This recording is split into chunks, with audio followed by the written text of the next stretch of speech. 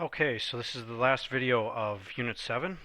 This is going to be a pretty short video. All we're doing is going over the game project 1 again, which is due next week. Or actually at the end of this current week, because remember our weeks end on Tuesdays, so this is due basically on Tuesday before the next unit starts. So we've been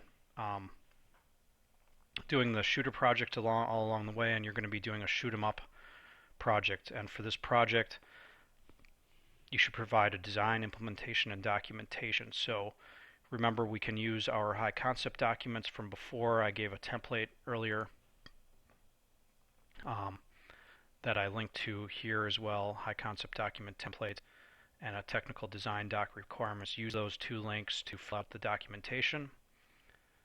And then basically from there, you also need a full GDD written up. GDD stands for Game Design Document.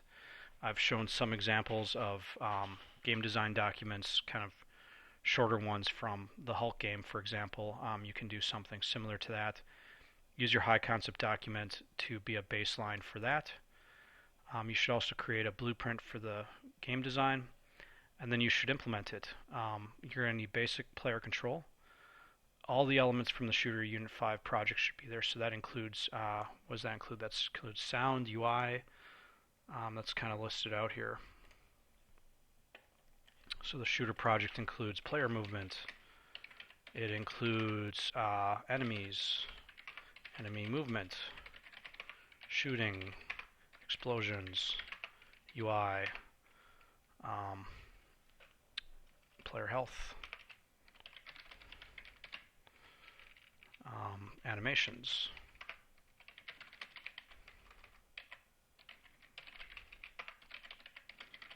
So there's a list for you of various elements from the Shooter 5 project. But now in addition to that, as you can see here, we're basically now adding some things on.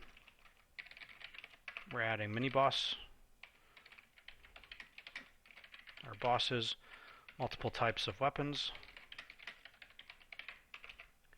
some kind of intro sequence,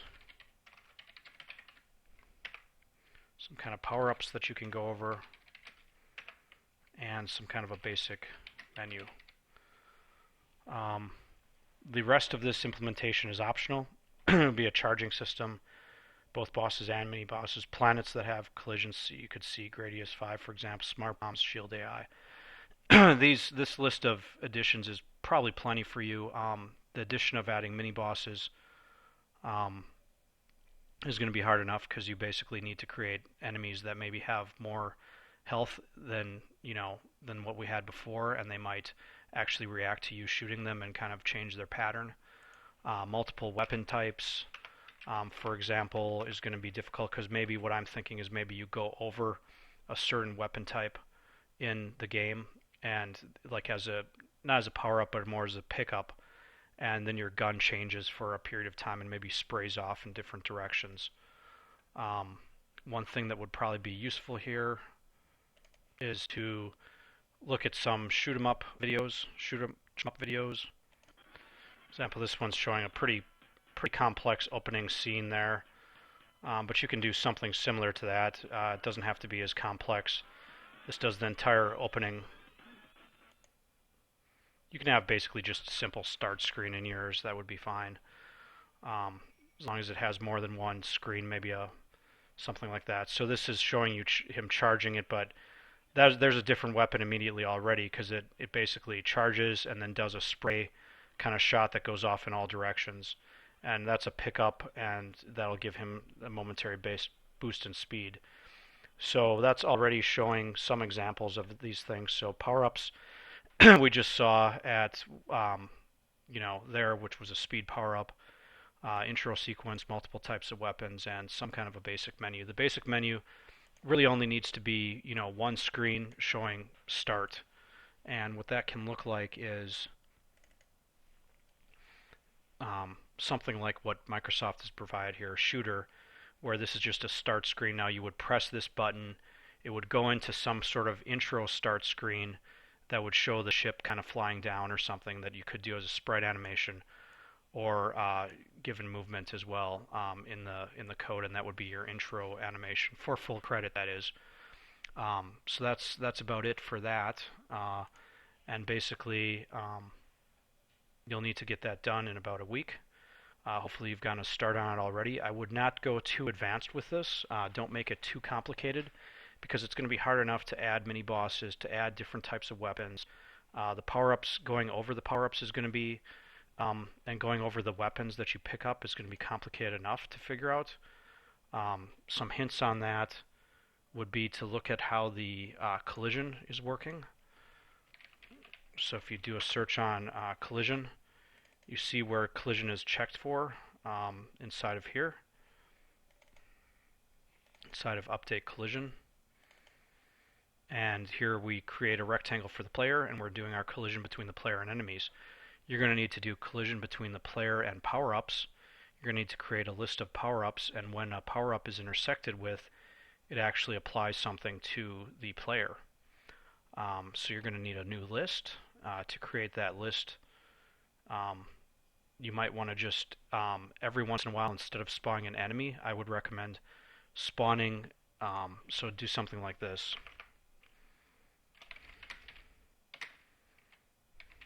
So pickups, this would be for new weapon types.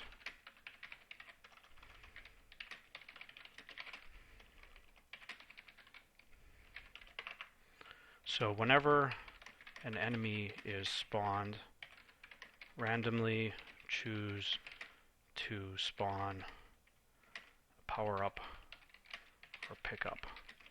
Maybe there's a 1 in 20 chance that you spawn one of those. So the spawning of enemies, as we could tell from earlier, is done in the add enemy, and you would just want to make a new function called add power up and add pickup. And the thing that calls add enemy here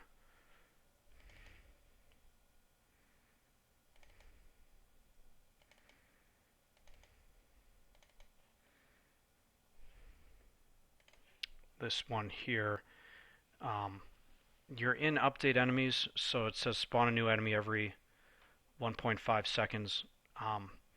My solution basically is saying update enemies. You probably want to rename this update enemies and power-ups if you were actually going to do it this way. Probably a more elegant way of doing it, that would probably be one way.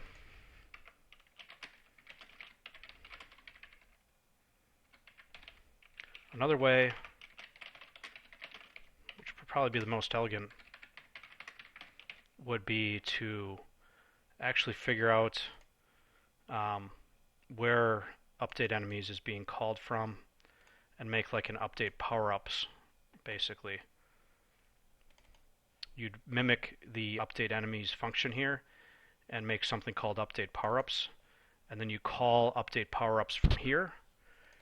You would also, this spawn time, you would have a previous power-up spawn time and a power-up spawn time here, where you would keep track of the spawn time for these power-ups. So that's some hints there.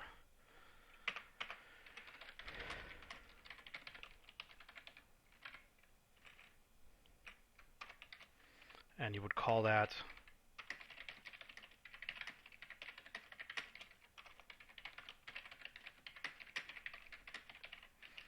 so there's just a few hints. Hints for mini bosses. Randomly choose to spawn a mini boss when spawning enemies. He has maybe a flag on him, and in the movement code the flag is checked. So our movement code is inside of enemy, the enemy class, where we're actually modifying the position here, saying he always moves to the left. Well, maybe occasionally he doesn't if he's a boss. Maybe occasionally he stops and pauses, or he moves down, or he moves up. All of that would be done in here, and you would basically say something like if you do it the way I'm suggesting, you'd say something like if is boss, then do something special, else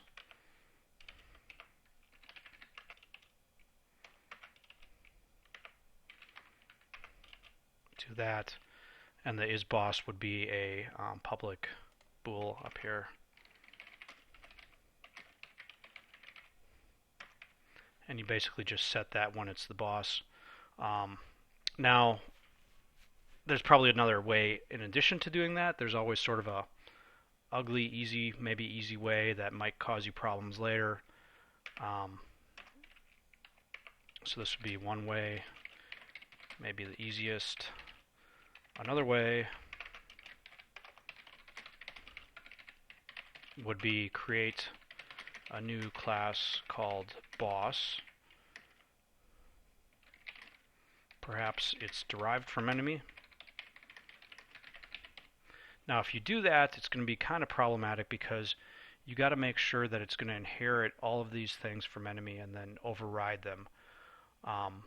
Shouldn't be too bad, but it does pose a potential problem, especially where it's concerned that the enemies are all going to be contained in a list, and you will have to cast them to figure out if it's actually a boss and call the appropriate functions when it's a boss. So that's just something to be aware of. So if you do it in that way, it might be a little bit trickier. So that's for bosses. Types of weapons.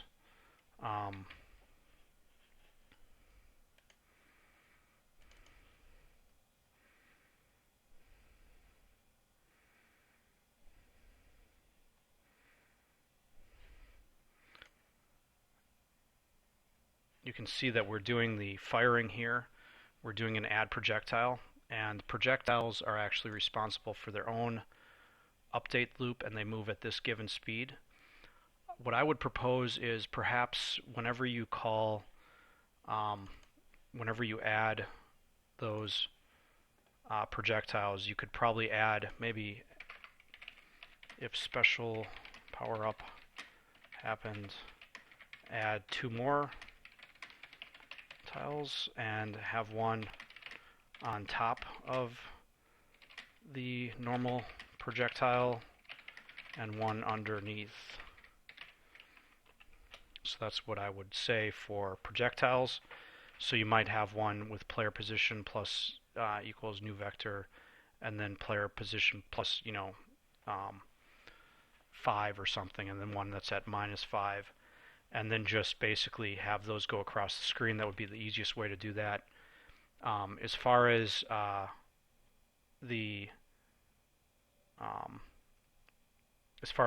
moving over these to pick them up, that's where you would do the pickups. So you could actually track the pickups, and you would want to track that the player is currently on a pickup or has picked one up and now is using that special weapon, and that would be a Boolean.